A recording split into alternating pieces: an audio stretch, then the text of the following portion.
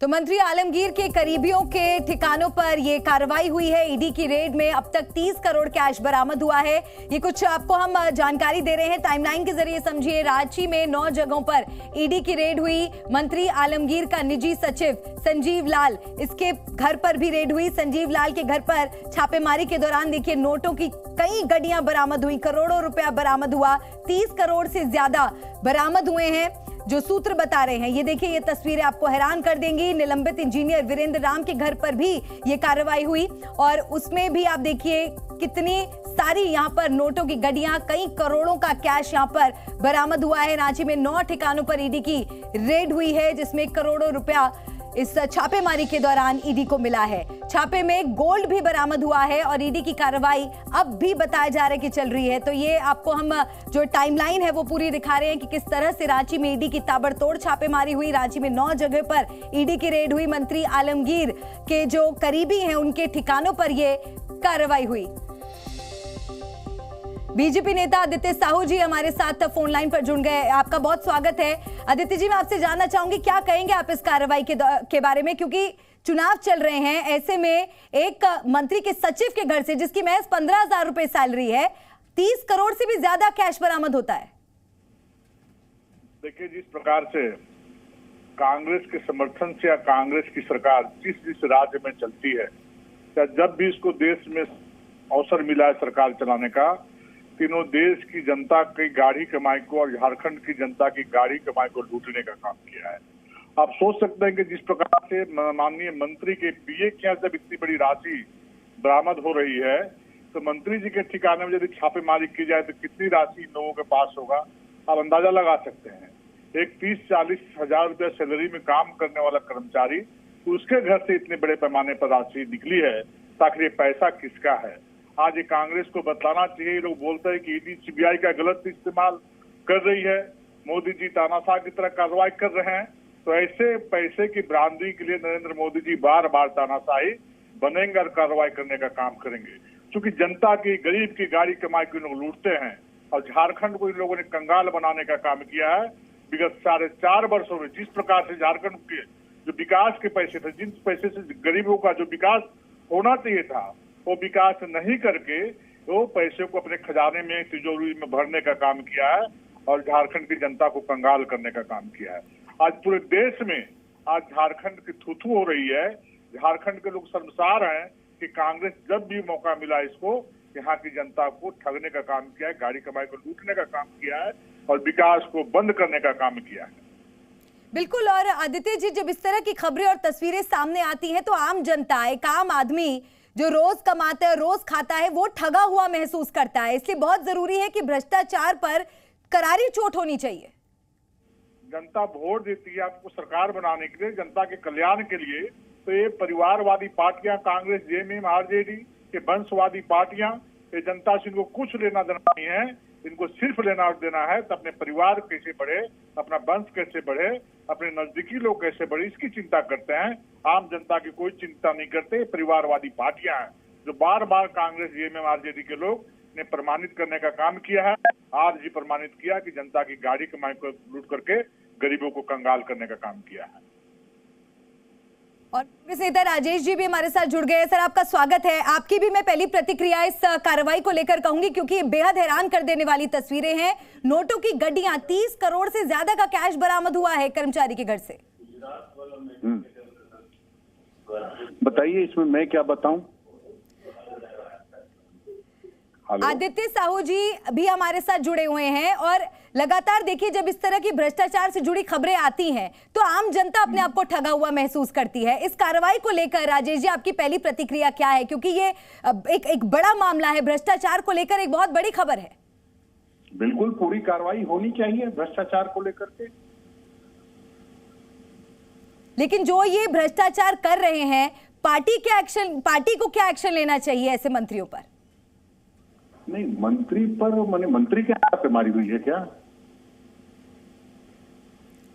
Hello, Rajesh ji, मुझे लग रहा है कि इस पूरे मामले पर आपके पास कुछ कहने के लिए नहीं है, तो मैं आदित्य साहू जी आपसे ये जानना चाहूंगी कि जिस तरह की बात कर रहे हैं कि कार्रवाई होनी चाहिए, लेकिन पार्टी में अगर आपकी खुद की पार्टी में इस तरह के नेता हैं जो भ्रष्टाचार कर रहे हैं, तो पार्टी का क्या दायित्व बनता है? किस तरह से पार्टी कंट्रोल कर सकती है भ्रष्टाचार? आप जो कह रहे हैं कि पार्टी के नेता के पीएस के नौकर के यहाँ पैसे पकड़े गए हैं, उसके संदर्भ में मैं तुरंत से कार्रवाई की आपको बात कह दूं, आप ये चाहती हैं? नहीं तो आप मैंने राजेश जी आपकी प्रतिक्रिया पूछी। आप इस खबर को लेकर आपकी प्रतिक्रिया क्या है? जब आपके संज्ञान में ये मामला आया तो आपके जहन में पहली बात क्या आई? मैं ये आपसे जानना चाहती हूँ, और इससे ज्यादा सरल क्या बनाऊं मैं अपने सवाल को? कि कार्रवाई होनी चाहिए और हो रही है। और आप बतौर प्रदेश कांग्रेस अध्यक्ष, आपने अगर हमसे पूछने की बात कही है तो मैं अब मंत्री के पीएस के नौकर के लिए भी जवाबदेही हो क्या, या मैं जवाब दूंगा? भारतीय जनता पार्टी के लोग कुछ भी कहते रहते हैं। भारतीय जनता पार्टी के लोग ये नहीं बता रहे हैं कि ये पहले भारतीय जनता पार्टी के मंत्री के पीएस भी रह चुके हैं, उससे पहले भारतीय जनता पार्टी के एक और मंत्री के पीएस रह चुके हैं। तुरंत से जोड़ देना, तुरंत से कनेक्ट कर देना, यह आपका काम नहीं होना चाहिए। अभी ईडी ने कोई बयान नहीं दिया, संबंधित मंत्री ने कोई बयान नहीं दिया, सीधे पार्टी बयान दे। तो मैं समझता हूँ थोड़ा इंतजार कीजिए, थोड़ा धैर्य रखिए, जो भी कार्रवाई होगी वो होनी है, और उस पर जो भी पक्ष आएगा तो उस पर हम लोग अपना पक्ष रखेंगे। ठीक है। झारखंड सरकार में मंत्री हैं मिथिलेश ठाकुर जी, वो भी हमारे साथ जुड़ गए हैं। मिथिलेश जी, मैं भी आपसे भी मैं पहली प्रतिक्रिया जानना चाहूंगी। ये जो पूरा मामला संज्ञान में आया है, जिस तरह से ये बड़ी कार्रवाई वहां पर रांची में हो रही है और 30 करोड़ से ज्यादा का कैश बरामद हुआ है, क्या कहेंगे आप इस मामले पर? देखिए, क्या बरामदगी हुई नहीं हुई, ये अभी आधिकारिक तौर पर कहीं से किसी तरह का कोई बयान नहीं आया है। और भ्रष्टाचार पर निश्चित रूप से कार्रवाई होनी चाहिए, लेकिन भ्रष्टाचार के आरोप किसी भी राजनीतिक दबाव में, हम ये कहना चाहते हैं, हमेशा हमारा ये स्टैंड रहा है कि भ्रष्टाचार का राजनीतिक दबाव में आकर भ्रष्टाचार का आरोप लगाना, जैसे हमारे माननीय पूर्व मुख्यमंत्री हेमंत सोरेन जी के ऊपर निराधार आरोप लगाकर भ्रष्टाचार के उन्हें जेल की सलाखों के पीछे डाला गया, और भी अनर्गल बयानबाजी करते रहते हैं भारतीय जनता पार्टी के लोग, हम उसका विरोध करते हैं। हम भ्रष्टाचार जानकारी मिथिलेश जी मिल रही है, उसके मुताबिक आलमगीर आलम के मंत्रालय में भ्रष्टाचार चल रहा था, इसकी जानकारी ईडी को मिली और ये पैसा नौकरों के घर पर जा रहा था। इस इंफॉर्मेशन के तहत जो इनपुट ईडी के पास गया होगा, उसी के तहत ये कार्रवाई की गई, क्योंकि जिस तरह से आप देखिए कर्मचारियों को चिन्हित कर लोगों के ठिकानों पर रेड की गई है, कुछ तो जानकारी ईडी के पास आई होगी और अब हमारे सामने तस्वीरें भी आ रही हैं। आपको मैं बता दूं, आपको ये जानकारी होनी चाहिए कि वो राज्य प्रशासनिक सेवा के अधिकारी हैं जिनके यहाँ रेड की बात की जा रही है, और वो सीनियर पदाधिकारी है, बहुत सीनियर पदाधिकारी है।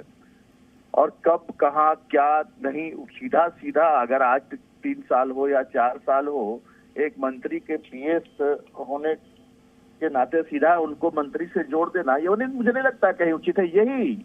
यही इसका ही हम विरोध करते हैं कि कोई प्रामाणिकता नहीं, कुछ नहीं, सीधा किसी का की तार किसी से जोड़ देना, ये भ्रष्टाचार पर अंकुश नहीं है। भ्रष्टाचार जहां दिखे, जहां भ्रष्टाचार की जानकारी मिले, जिन एजेंसियों की जो जिम्मेदारी है उन एजेंसियों को अपना काम करना चाहिए, निश्चित रूप से उसका हम समर्थन करते हैं। लेकिन मिथिलेश जी, जब इस तरह की खबरें और तस्वीरें सामने आती हैं ना, तो एक आम आदमी अपने आप को ठगा हुआ महसूस करता है, आम आदमी के साथ विश्वासघात होता है। इसलिए जरूरी है कि भ्रष्टाचार को जड़ से खत्म करना जरूरी है, और ये सबकी कलेक्टिव रिस्पॉन्सिबिलिटी है सर, इससे पल्ला नहीं झाड़ा जा सकता। मिथिलेश जी, शुक्रिया आपका हमारे साथ जुड़ने के लिए। और जी मीडिया संवाददाता राजू राज भी मेरे साथ जुड़ गए हैं, मैं राजू का रुख करना चाहूंगी। राजू, आपके पास क्या अपडेट है अभी फिलहाल इस पूरे मामले को लेकर? किस तरह से कार्रवाई अब आगे बढ़ रही है, किस दिशा में? देखिए, निश्चित तौर पर ईडी की जांच लगातार जारी है। जो पैसे बरामद किए गए उसकी काउंटिंग चल रही है और जो अभी तक जो आंकड़े आए हैं 20 से 25 करोड़ के बीच अभी ये काउंटिंग हुई है। ये काउंटिंग कहां तक जाती है इसका आकलन पता तब चलेगा जब ये रेड, ये जो छापेमारी है वो कंक्लूड होगी। सबसे बड़ी बात है कि जो कनेक्शन सामने आ रहा है कि आलमगीर जो मंत्री हैं झारखंड सरकार के, उनका जो एसडी है उनके नौकर। तो राजू राज जानकारी दे रहे थे और ये तस्वीर आप देखिए कितनी सारी नोटों की गड्डियां, जहां आपकी नजर पहुंचेगी वहां आपको नोटों की गड्डियां दिखाई देंगी। बताया फिलहाल ये जा रहा है कि जो टीम वहां पर ये कार्रवाई करने के लिए पहुंची थी, इतना सारा कैश देखकर उन्होंने कुछ और लोगों को, अपने और टीम मेंबर्स को वहां पर बुलवाया और नोट गिनने की मशीन को भी वहां बुलवाया गया और अब यहाँ पे ये पूरी प्रक्रिया चल रही है। राजू हमारे साथ बने हुए हैं। राजू, आप अपनी बात पूरी कीजिए, आप अपडेट दे रहे थे। देखिए, जो उनके जो ओएसडी हैं आलमगीर के, उनके ओएसडी के यहाँ जो नौकर है, जहांगीर नाम उसका बताया जा रहा है, उसके यहाँ से इतनी भारी मात्रा में पैसे बरामद हुए, उसकी काउंटिंग कराई जा रही है। जैसा कि आपने बताया कि वहाँ पर जो नोट गिनने की मशीन भी लाई गई है ताकि जो जांच है, जो पैसे मिले हैं उसे कंक्लूड किया जाए कि कितनी संख्या में ये नोट बरामद किए गए। सबसे बड़ी बात है कि क्या ये नोट। बिल्कुल राजू, मैं लौट रही हूँ आपके पास, कुछ सीधी तस्वीरें मिल रही हैं, वो हम हमारे दर्शकों को दिखा दें। देखिए, 9 ठिकानों पर छापा पड़ा है। ये बड़ी कार्रवाई ईडी की तरफ से हुई है और बहुत बड़ी मात्रा में यहाँ पर देखिए नोटों की गड्डियाँ, कैश बरामद हुआ है, करोड़ों का कैश बरामद हुआ है और नोट गिनने वाली मशीन को वहाँ पर मंगवाया गया है और ये प्रक्रिया अब पूरी होती हुई नजर आ रही है। तो ये तस्वीरें आप जो देख रहे हैं, ये अहम तस्वीरें हैं इस पूरी कार्रवाई से जुड़ी। दरअसल आलमगीर आलम के मंत्रालय में भ्रष्टाचार चल रहा है, इस बात को लेकर ईडी के पास जानकारी आई थी और ये पैसा नौकरों के घर पर जा रहा था और उसके बाद मंत्री के जो निजी सचिव हैं, उनके नौकर के यहाँ पर छापेमारी की गई। जब ईडी के अधिकारी वहाँ पर पहुंचे तो उन्हें इस बात का अंदाजा नहीं था कि जिस शख्स को सैलरी के रूप में कुछ 1000 रुपए मिलते हो, उसके घर से इतना कैश बरामद होगा। हालांकि अब अधिकारियों ने नोट गिनने वाली मशीन और कर्मचारियों को बुलाया है। Z News।